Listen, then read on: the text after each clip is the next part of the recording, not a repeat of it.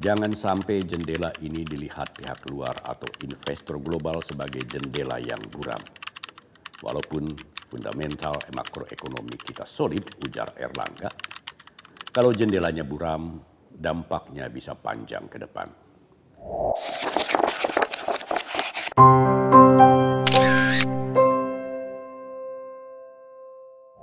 Kawan Minbot, sejak hari Senin 9 Februari 2026, pasar saham Indonesia di Bursa Efek Indonesia atau BEI kembali bangkit. Setelah selama sepekan mengalami kelesuan sebagai buntut keputusan Morgan Stanley Capital International atau MSCI terhadap BEI yang sempat mengakibatkan terjadinya aksi jual saham secara masif sehingga membuat indeks harga saham gabungan atau IHSG terjun bebas. Kondisi ini menyebabkan BEI terpaksa melakukan trading halt atau penghentian perdagangan selama 2 hari berturut-turut pada tanggal 28 dan 29 Januari 2026. Selama sepekan setelah itu kondisi perdagangan saham tidak kunjung memperlihatkan tanda-tanda membaik. IHSG terus melemah sehingga menimbulkan kekhawatiran berbagai pihak. Sebab jika perdagangan saham Indonesia terus terpuruk dalam jangka panjang, kredibilitas Indonesia di mata investor asing pun akan menurun.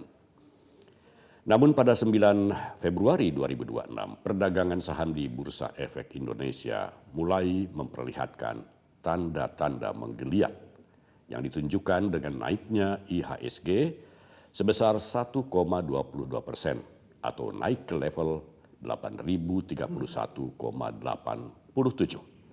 pada penutupan perdagangan hari Senin tersebut. Penguatan ini beriringan dengan bursa kawasan Asia yang kompak menghijau. Hari berikutnya, Selasa 10 Februari 2026, IHSG naik lagi sebesar 1,24% ke level 8.131,74 pada penutupan perdagangan hari itu. Seluruh saham sektoral menguat. Berdasarkan indeks sektoral IDX-IC atau IDX Industrial Classification yang dikeluarkan Bursa Efek Indonesia, sektor barang konsumen non-primer memimpin dengan kenaikan hingga 2,95%. Diikuti sektor industri dan sektor properti yang masing-masing naik sebesar 2,72% dan 1,97%. Menurut aplikasi RTI Business, frekuensi perdagangan saham dalam negeri pada hari Selasa tersebut mencapai 2,45 juta transaksi. Total saham yang berpindah tangan mencapai 45,84 miliar lembar saham dengan nilai total transaksi sebanyak 20,39 triliun rupiah. Tren penguatan IHSG terus berlangsung hingga hari Rabu, 11 Februari 2026. Indeks harga saham gabungan pada penutupan perdagangan hari itu naik ke level 8.290,97 atau naik sebesar 1,9% dari hari sebelumnya. Berdasarkan data indeks sektoral IDX-IC, 10 dari 11 sektor saham menguat pada hari Rabu. Sektor energi memimpin dengan kenaikan hingga 5,95%. Diikuti sektor barang konsumen 5,34% dan sektor industri lainnya 3,92%. RTI Business menyebutkan frekuensi perdagangan saham dalam negeri pada hari Rabu mencapai 3,40 juta kali transaksi dengan total saham berpindah tangan sebanyak 62,06 miliar lembar saham dan mencatatkan total transaksi senilai 29,80 triliun rupiah. Penguatan IHSG yang terus naik selama 3 hari berturut-turut tampaknya menunjukkan bahwa trauma pasar akibat ultimatum MSCI sudah mulai menghilang seiring usaha BEI, OJK, dan pemerintah yang sedang melakukan negosiasi intensif dengan MSCI. Ditambah dengan gerak cepat pemerintah dalam menertibkan saham-saham gorengan yang dinilai manipulatif. Saham-saham gorengan itu menurut Menteri Koordinator Bidang Perekonomian Erlangga Hartarto sangat merusak citra pasar modal Indonesia dan menggerus kepercayaan investor asing. Pulihnya kondisi pasar modal Indonesia tampaknya juga dipengaruhi pernyataan Presiden Prabowo yang memberikan keyakinan kepada para investor bahwa fundamental ekonomi Indonesia masih kuat. Pernyataan yang kemudian diperkuat oleh Menko Perekonomian Erlangga Hartarto dan Menteri Keuangan Purbaya Yudi Sadewa. Oleh karenanya, para investor tidak perlu khawatir. Khusus untuk hari Rabu 11 Februari 2026, kemeriahan pasar saham di Bursa Efek Indonesia tampaknya juga dipengaruhi adanya pertemuan Presiden Prabowo dengan 5 konglomerat Indonesia di Padepokan Garuda Yaksa Hambalang, Bogor, Jawa Barat pada Selasa malam 10 Februari 2026. Dalam pertemuan yang berlangsung selama 4 jam, mulai pukul 19 hingga 23, hadir Prayogo Pangestu dari Barito Pacific Group, Garibaldi Thohir atau Boy Thohir dari Alam Tri Group, Sugianto Kusuma atau Aguan dari Agung Sedayu Group, Antoni Salim dari Salim Group, dan Franky Wijaya dari Sinarmas Group. Para pengusaha kakap itu memberikan masukan kepada Presiden terkait tantangan dan prospek ekonomi Indonesia. Dan Presiden menekankan pentingnya kolaborasi pemerintah dengan dunia usaha melalui konsep Indonesia Incorporated. Mengutip akun Instagram resmi Sekretariat Kabinet, Presiden Prabowo mengajak para pengusaha untuk bersama-sama pemerintah menciptakan lapangan pekerjaan, khususnya di sektor real, guna mendorong pengembangan industri serta penguatan UMKM. Para konglomerat ini pun di hadapan Presiden berkomitmen mendukung kebijakan pemerintah, termasuk dalam hal pengentasan kemiskinan, peningkatan gizi dan pendidikan anak, serta pembangunan industri nasional. Pertemuan Presiden Prabowo dengan para konglomerat yang berlangsung positif itu memberikan pengaruh positif pula kepada pasar saham. Terbukti dengan larisnya saham-saham konglomerat yang ikut menyumbang terkereknya IHSG. 3 dari 4 saham teratas yang memiliki andil mengerek IHSG adalah Barito Pacific dengan bobot 14,34 indeks poin, Petrindo Jaya Kreasi 11,46 indeks poin, dan Barito Renewables Energy 11,1 indeks poin. Ketiga emiten tersebut merupakan milik pengusaha Prayogo Pangestu. Sementara itu dalam pertemuan dengan Morgan Stanley Capital International atau MSCI dengan Bursa Efek Indonesia atau BEI, menurut Direktur Pengembangan Bisnis BEI Jeffrey Hendrick, pihaknya telah memaparkan detail 3 rencana aksi utama yang dirancang untuk menjawab kekhawatiran investor global. Di antaranya mengenai rencana penerbitan shareholders concentration atau daftar saham yang terindikasi memiliki pola kepemilikan terkonsentrasi. Mekanisme ini bertujuan memberikan peringatan dini kepada publik mengenai saham-saham dengan porsi kepemilikan publik yang terbatas. BEI akan mulai mempublikasikan data pemegang saham dengan kepemilikan di atas 1% pada akhir Februari atau awal Maret mendatang bersamaan dengan peluncuran daftar risiko konsentrasi pemegang saham tersebut. Dalam pertemuan dengan MSCI, BEI juga menyampaikan progres penyediaan data investor yang lebih terperinci yang direncanakan dapat diakses mulai akhir Maret. Rencana-rencana yang dipaparkan BEI kepada MSCI itu sesuai dengan permintaan MSCI yang menghendaki berlangsungnya transparansi dalam perdagangan saham Indonesia. Karena pasar saham Indonesia selama ini dinilai kurang transparan. Seperti telah diberitakan berbagai media sebelumnya, MSCI memutuskan memberlakukan status pembekuan sementara terhadap seluruh perubahan indeks untuk pasar modal Indonesia pada tanggal 27 Januari 2026. Keputusan MSCI ini didasari 2 temuan utama yang menjadi sorotan tajam investor global. Pertama, adanya masalah serius terkait transparansi struktur kepemilikan saham yang dinilai belum memenuhi standar keterbukaan internasional. Kedua, adanya kekhawatiran mendalam mengenai indikasi perilaku perdagangan terkoordinasi pada sejumlah saham tertentu sehingga harga yang terbentuk tidak mencerminkan valuasi pasar. Keputusan MSCI ini membuat pasar bereaksi negatif, sehingga pada pembukaan pasar pada hari Rabu 28 Januari 2026 terjadi gelombang aksi jual yang tidak terbendung. Investor asing melakukan aksi jual masif yang terkonsentrasi pada saham-saham berkapitalisasi besar seperti perbankan, telekomunikasi, dan material dasar.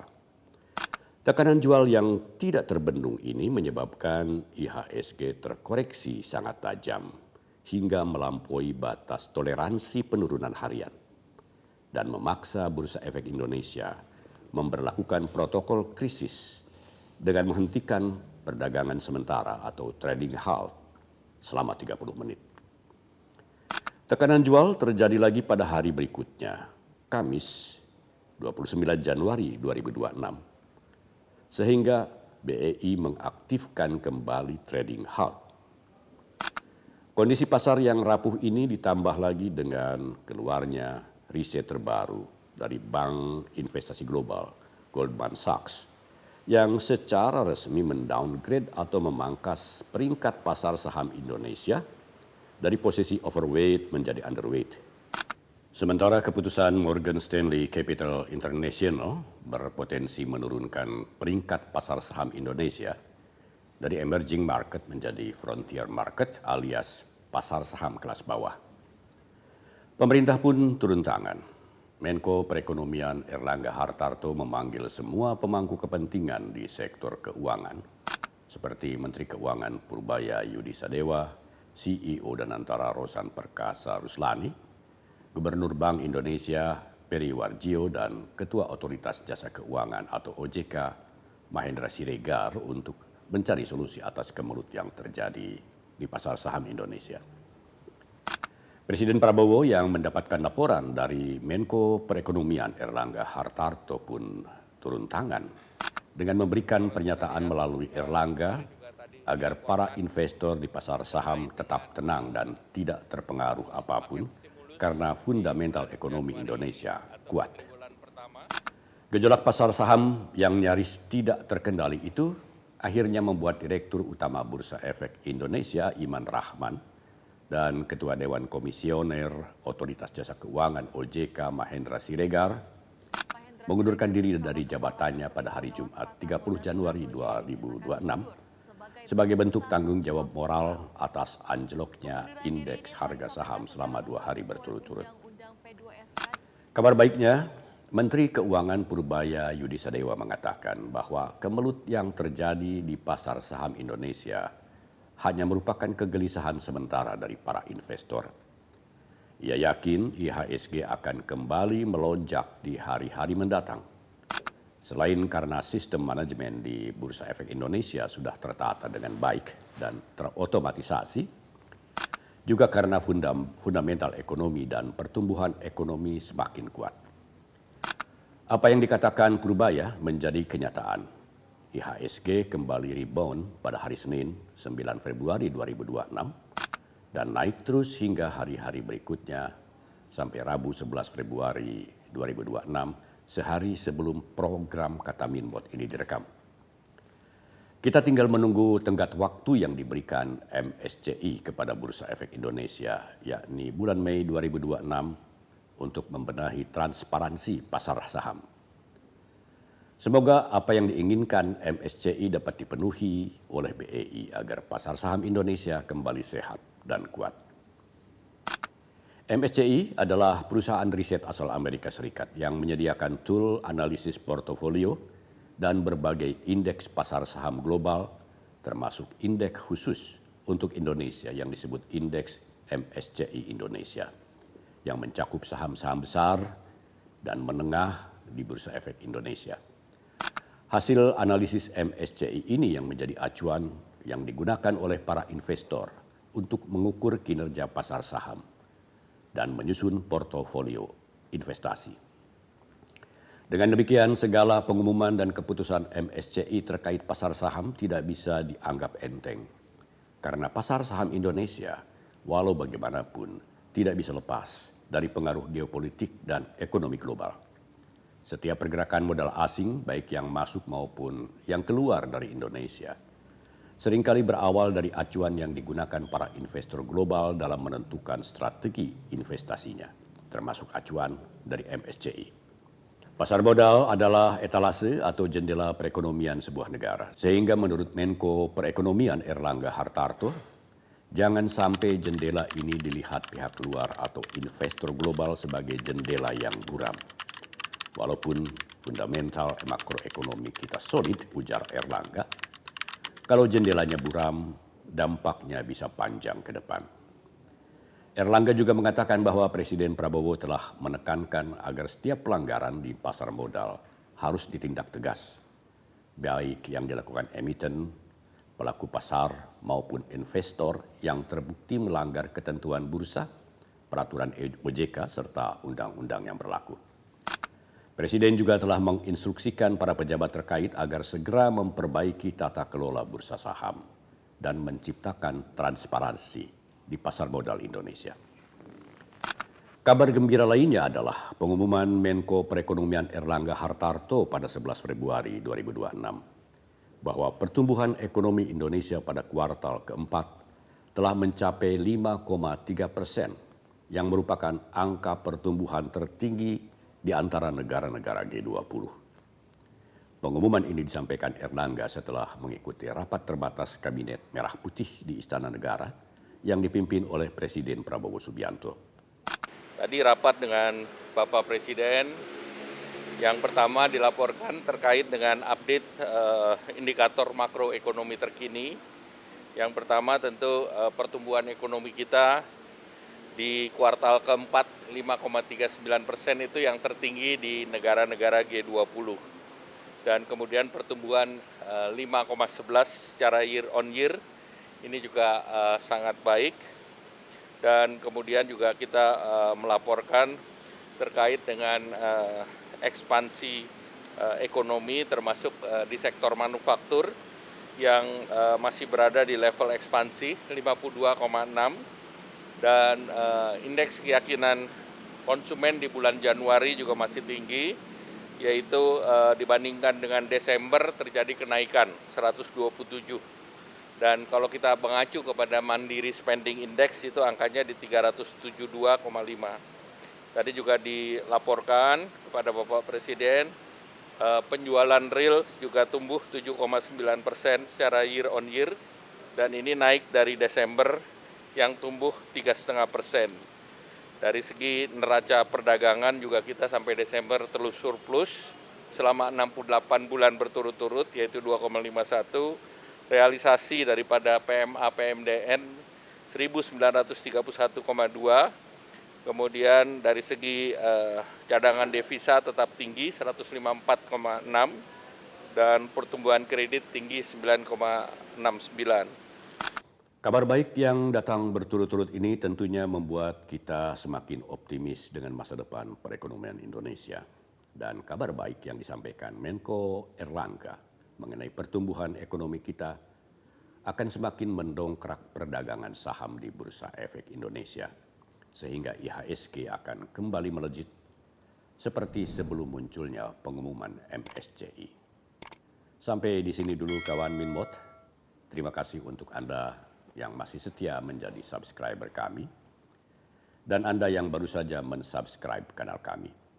Juga terima kasih untuk Anda yang selalu memberikan like, share, dan komentar. Salam Minmot.